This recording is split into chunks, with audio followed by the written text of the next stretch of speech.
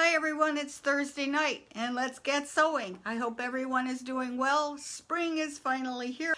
So what we're going to do today is we're going to make a quick project for Easter, for the Easter table or to be put in an Easter basket. What you need for this project, and it's going to be done on the serger, is you need 4 squares, 6-inch squares, okay? And so, you know, and sort of coordinating. And then you need a big piece of fabric, real big, 11 inches by 11 inches, and that will be one side of it. You're going to need 2 pieces of this fusible fleece or flannel or whatever.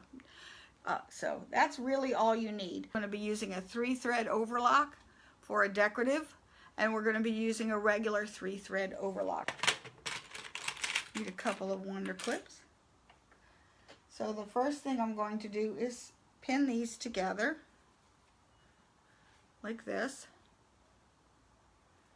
and sew them. I'm just going to clip them for right now, and then okay, so I put the print on one side, so I will put print underneath. So here's my other one. And this is a very quick project. You can actually make a bunch of these, and it really takes no time to prepare at all, and even less time to sew. So anyway, okay, so I've got this on a 3-thread serge, and I've got lots. If you don't know how to do this, I've got lots of videos that show you how to thread your machine for a 3-thread overlock. This could be done on any machine. Of course, you know I prefer the baby locks because they're the easiest to thread and sew and all that. I've set my blade width to an M, which is a medium width. I've set my stitch length at 2. This difference is neutral. So I'm going to let it stitch, and I'm going to cut a little bit off.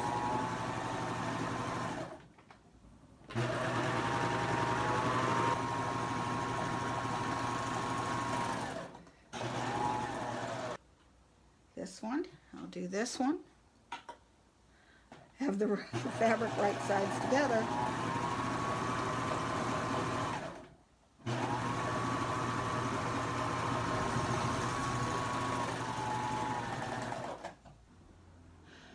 I'll just push this over here for a minute. Nips. I'm not going to worry about sealing in the left, you know, the end stitches. So I'm going to sort of finger press in one direction, usually towards the darker fabric. Okay, and this one is going to press towards that way. So I'm just going to finger press it. Okay, I'm going to put these right sides together so that these nest just like you would quilt them. Okay, and I will put a clip here.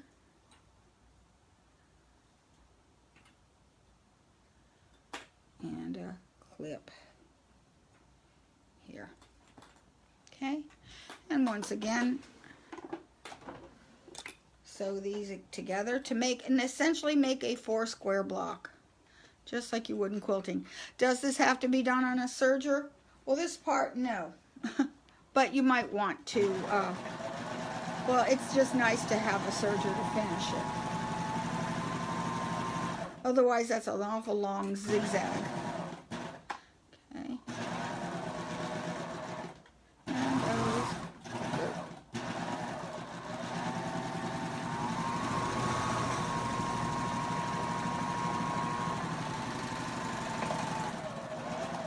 Okay.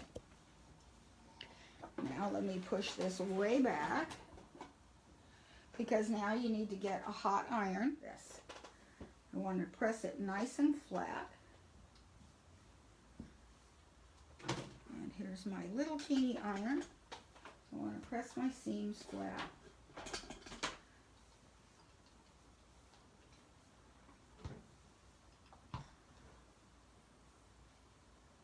And this one I'll just press in one direction.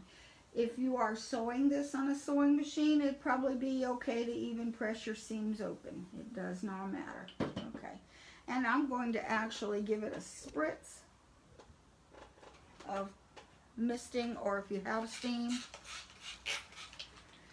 just so that it's nice and flat. And clip any extra little threads. I'm going to flip this over, and I'm going to clear out any threads here so that I don't press them in. Over here so I don't get burned. And I'm going to put the other layer of the fusible fleece on the inside.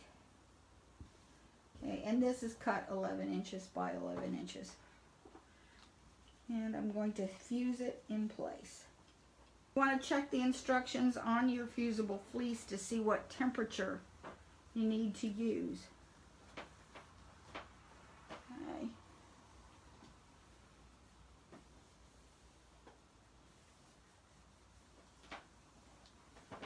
Okay.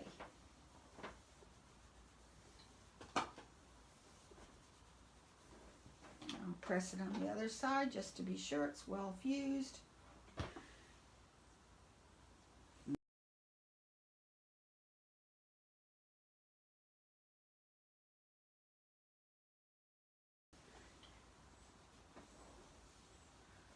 Okay, I want that well fused. Okay. I want to put these wrong sides together like this, and I'm just going to clip them here and there. I'll probably put several clips. There.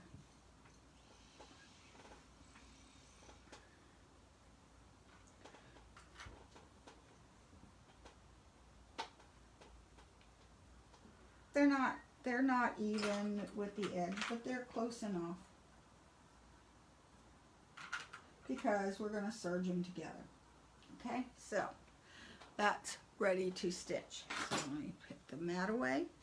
I am going to change this to a 3-thread overlock, but I'm going to be using the Designer 6 really pretty decorative threads in my loopers. So let me sew this thread out. Okay, so take that out. I'm going to thread the needle. It's the same threading. I'm just going to take the white cones off.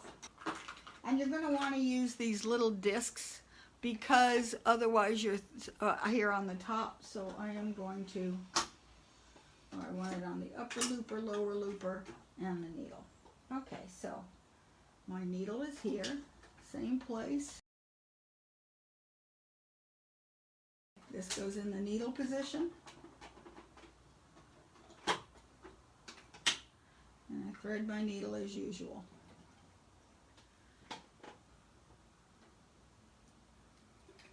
Move that out of the way. And insert my handy dandy needle threader in. Okay. And usually I just pull it through with my fingers, but I'm sort of sitting off to the side, and it's not that easy. I want to use these really thick threads in my loopers, and I want to put the green in the upper looper. See that this is too thick to go through this machine with the jet air threading. So I'm going to make something called a thread cradle, which means I'm going to take about a yard of regular thread. Okay. Sounds like a lot, but you're going to fold it in half. I'm going to take the two cut ends and twist them together. Lock down my threading tubes. And I'm going to, okay, hold on to one end, shoot it through. I need to shoot some more. Okay, see it came through over here. I'm going to put this green one in. So I pull about 18 inches of this green thread, and I'm going to put it through the loop about 3 inches worth. And then I'm going to, here's the other end, the 2 cut ends, pull it through. Okay, I'm going to switch this to the lower looper and do the same thing. Put this through here, shoot it through, there it's coming through. I'm putting the cut end of the designer 7 thread and pull it through. Okay, and I have pink embroidery thread. I know we shouldn't be using embroidery thread in the needles. However, it's holding it together. It's not a garment so that you're going to have to wear it, but you know, it's going to be fine. Okay, so now I'm going to test the fabric first. Exactly how I want it to look. I'll show you in a second.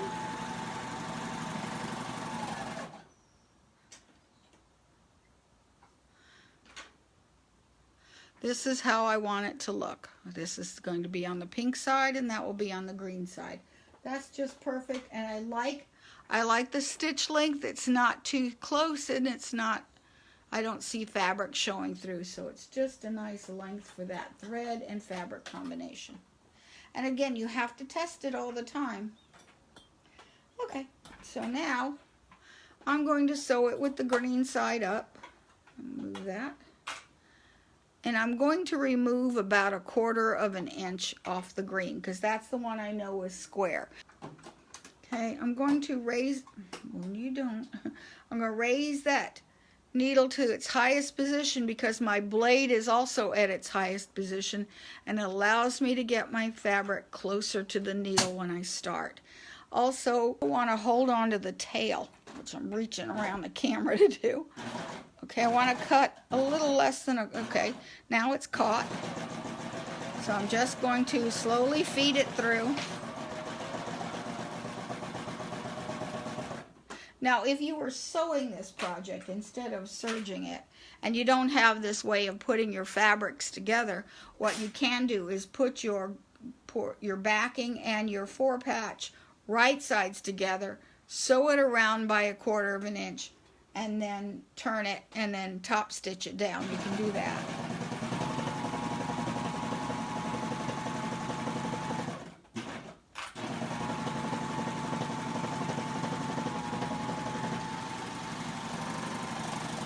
Okay, I am not going to try to tie that off.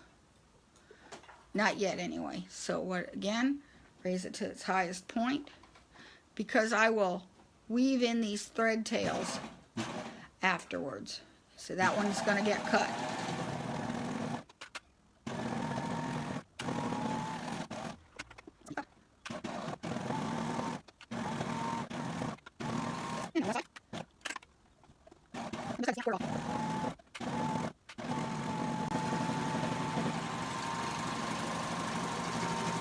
Okay, I want to leave a tail. Clear that away, and we're done with the serger for now.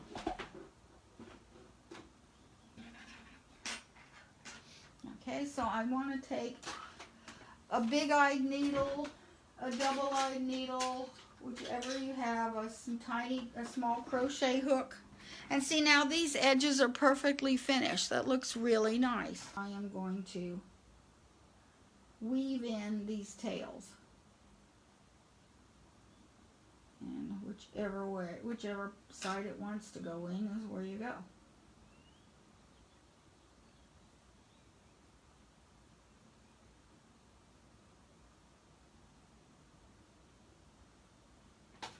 Okay, and pull that through. And clip it close. Okay. Let's stretch that back out. Here's another one. Pull it straight, and that's a little bit too much mess. And you do this on just 4 corners. You don't, when you weave it like this, you don't need to use fray check or fray block, which tends to make it feel like plastic. It's not my favorite. There. When you have the decorative thread, you can't use fray block or fray check and just snip the ends, because what will happen is this thread likes to, let's see, there's a technical term for it. Bloom. Yeah, which means it frays really bad. It's just a fancy name for fraying really bad. We call it blooming. With it being humid today, that's what my hair's doing. It's blooming. It's not frizzy, it's bloomed.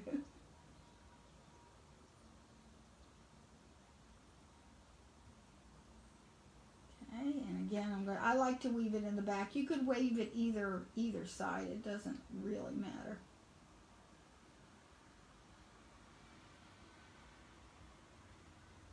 And then one more side.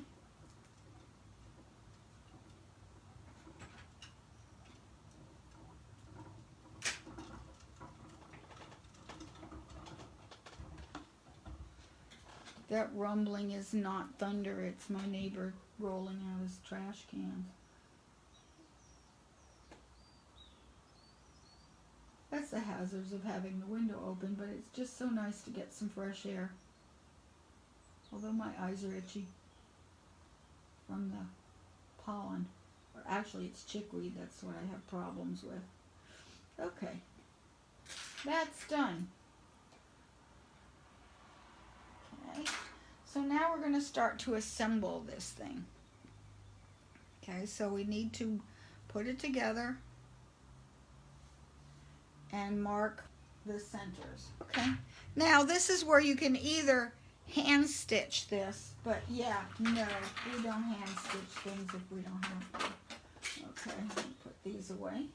And now I have white thread on here, and you know what? It's time to do the stitching in white. You know why? Because I have green fabric markers. Alrighty, I'm going to just simply sew this right through the edges, top and bottom. About a ½ inch is all I need. And cut. Okay. That's good. Put that place over here where these are. Okay, I'm going to match that up right here with the seam. And I'm going to clip it on either side. Open that up and put this end together and clip it. Whoop. Match that up. See, I'm matching up all the centers of the 4 squares. Okay, and get these edges nice and even. And I'm just marking right there. Okay, now I could just hand stitch this together right here. Nope, we don't hand stitch if we don't have to. This is a little bulky, so I'm going to stitch forward and back a few times, about, again, right in the same spot. Good enough. Alrighty, clip any threads. Okay, now the magic happens. Okay, so you open these up. There. Okay, and I'm going to square off the bottom a little bit so that it sits flat. You probably want to play with it a little bit. Okay, these are going to fold open like this. So this makes like a flower petal.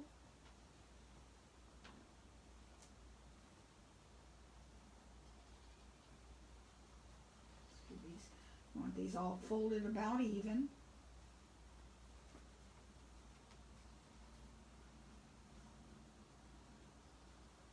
And one more.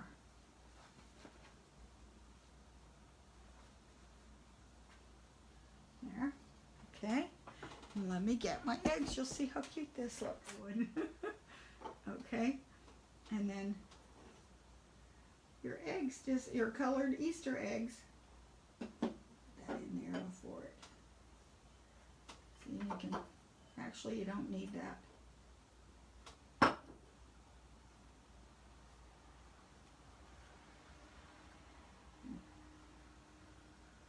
And there we go. And now you've got a little basket for the eggs. Come here. I'll fix this one. It's a little, needs to be moved out more. There we go. And isn't that cute? So now you've got and you could always put a bow or a bead or a button or something cute that's here. And then you can fold these up. They look like flower petals. There. That is darling. I think that turned out cute. And it would look nice on the table. It would look nice in an Easter basket filled with chocolate eggs, which are my preference, or colored Easter eggs. But this way you've got, this is a good way to present a hard-boiled egg breakfast for two on Easter morning. So let me know what you think of this. Just to recap, you need, and you can make it a little smaller. This is a little big. I would probably go to maybe 5.5-inch squares. Just make it a little smaller. This seemed, of course I have small eggs. I don't have big eggs in here.